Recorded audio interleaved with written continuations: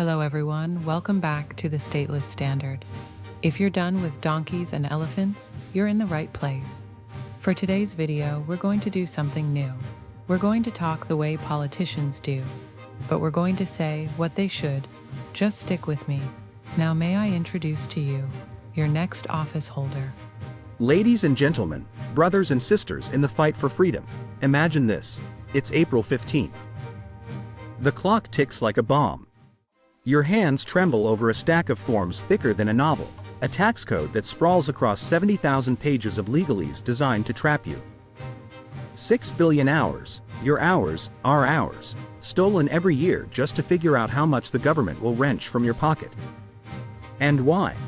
Because taxation isn't a civic duty. It's theft. Plain, cold, armed theft. And tonight, I stand before you not as a politician with promises, but as a patriot with a fire in my soul. We must end this robbery. We must reclaim what's ours. Join me, and we'll make America free again. Let me take you back, not to some dusty history book, but to the betrayal that's bleeding us dry right now. Social Security. They sold it to us as a safety net, a promise from Uncle Sam himself. But what is it, really? A Ponzi scheme. A grand con, cooked up in the shadows of the Great Depression, cribbed straight from Benito Mussolini's playbook in fascist Italy. Franklin Roosevelt didn't invent compassion, he invented dependency. Back in 1935, when they rammed this through, the average American lived to 61. But your benefits? They didn't kick in until 65. That's right.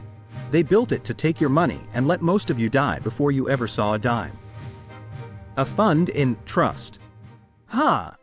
Congress raided it like thieves in the night, spent it on wars and welfare and whims, leaving behind IOUs printed on funny money. And today? Today, it's worse. Life expectancy climbed, payouts exploded, and now it's hemorrhaging cash, paying out more than it hauls in, just like every pyramid scam that ever crumbled. FDR called it insurance. I call it forced savings at gunpoint, with the government as the crooked banker who inflates your dollars away. For every buck you pour in, sweating through decades of labor, you get back 75 cents in buying power. 75 cents. Would you hand your life savings to a bank that promised to shrink them? Would you chain yourself to a crook who laughs as your retirement evaporates? No. And yet here we are, trapped in this scam, because the thieves in Washington say it's for our own good. It's not good, it's evil. It's a lie that preys on our fears, turning free men and women into beggars at the state's door. I say, enough. We'll dismantle this fraud, brick by Ponzi brick, and build a future where your work is yours to secure, not Washington's to squander. But don't take my word for it. Look to the soul of this nation, etched in the blood and ink of our founders.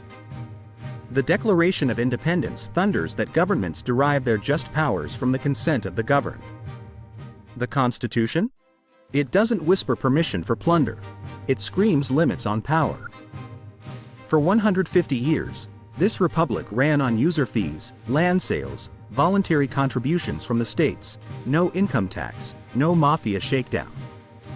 Thomas Jefferson knew, true commerce is voluntary, or it's not commerce at all. Alexander Hamilton's centralizers schemed for more, but we the people held the line. Until the progressives slithered in at the dawn of the 20th century, waving the 16th Amendment like a serpent's promise. Just 3%, they swore. Only on the richest 3%. Lies.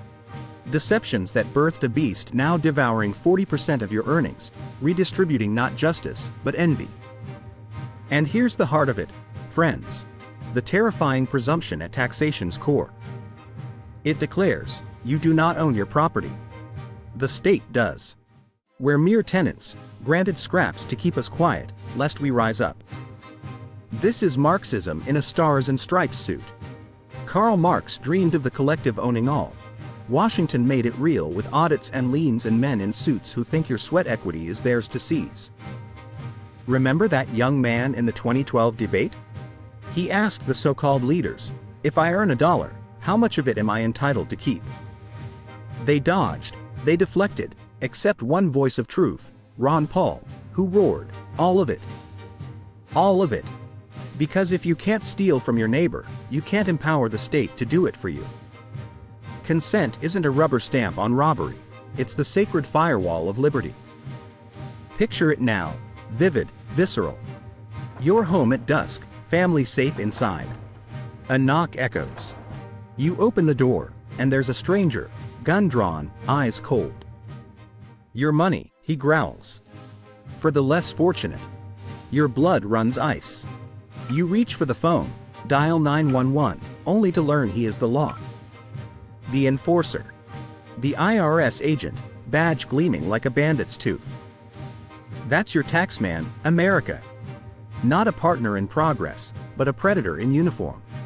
And we tolerate it? Why? Because they've numbed us with services, with roads and schools we could build better ourselves, freer and fairer. But no more. I refuse. You refuse. We refuse. There are only 3 ways to build wealth in a free society: inheritance, the gift of love; trade, the noble exchange of your gifts for theirs; or the mafia's way, the gun, the threat, the or else. Which path has our government chosen? The third. A racket dressed as righteousness, siphoning your vitality to feed an empire of excess. But I tell you, in the quiet fire of my conviction, and I know you feel it too, this isn't inevitable. It's immoral. And it's reversible. So hear me now, as your brother, your fighter. I'm running not for a throne, but for your liberation. Elect me, and we'll slash this Leviathan, end the income tax, bury Social Security's husk, return to voluntary virtue. We'll unleash your dollar to create, not consume, to lift families, not line lobbyists' pockets. Imagine waking April 16th not in dread, but in dawn's promise, your earnings untouched, your future yours. This is our revolution, not with muskets, but with millions of voices crying, "No more theft. No more chains." Rise with me, America. Vote for freedom. Vote for what's right. Because in the end, taxation isn't just theft, it's the death of the dream our founders died for. Let's bury it together. God bless you, and God bless the United States, soon to be truly free. And there you have it, plain and simple. Taxation is theft. If you enjoyed this video and it got you thinking, please leave a comment and tell us what's on your mind. Please give us a thumbs up and hit that subscribe too. It helps us improve our content. Thank you for watching The Stateless Standard. Stay tuned in, stay suspicious, and stay free.